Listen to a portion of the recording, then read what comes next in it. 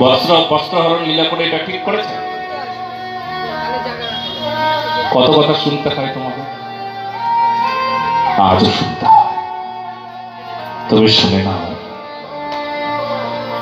প্রশ্নগুলো করছে এমন জায়গায় যেখানে উত্তর দেওয়ার সামর্থ্য নাই, সেখানে প্রশ্নগুলো করছে। এতে উপকারটা কি করে হবে? উপকার তো তখন হবে যখন যোগ্য জায়গায় তুমি প্রশ্ন করো, উত্তর পক্ষের কাছে প্রশ্ন করো, যে উত্তর দেওয়ার জন্য সামর্থ্যবান। ভাগবতের কাছে প্রশ্ন করো, ভাগবত উত্তর দেবে। ভাগবতের কাছে শুনেই তুমি প্রশ্নটা করেছো, অতএব তোমার যে প্রশ্ন, সেই প্রশ্নটা তোমার জানবার জন্য উত্তর পক্ষের কাছে যাওয়া উচিত। যে সামর্থ্যবান এমন উত্তর দেবে, জীবনে আর দ্বিতীয়বার প্রশ্ন করবে না। আর উত্তর শুনবার পর উত্তর পক্ষে এসে তুমি যুক্ত হবে, আর প্রশ্ন পক্ষে তুমি আর চিরকালের জন্য থাকবে না। প্রশ্ন পক্ষ তো বিপক্ষ, সমস্যা পক্ষ। উত্তর পক্ষ মানে সমাধান পক্ষ। উত্তর পক্ষে তুমি আসবে, আর বিপক্ষে তুমি থাকবে না। এমন হাজার হাজার লাখ লাখ কোটি কোটি মানুষের উদাহরণ আছে,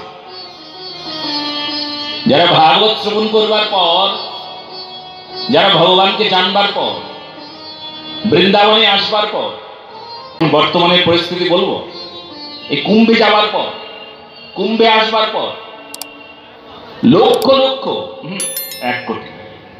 1 কোটি বিদেশি সনাতন ধর্মের প্রতি তাদের এত এত এত শ্রদ্ধা।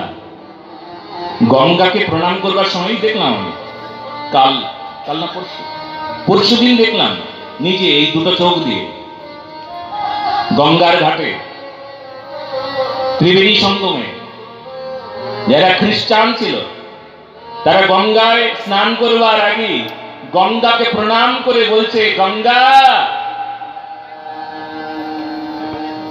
প্লিজ গিভ মি প্রেম, গিভ মি প্রেম, গিভ মি প্রেম।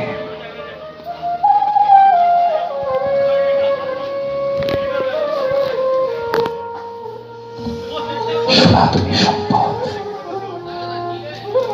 এই সম্পদ যদি কেউ লাভের আশা করে না,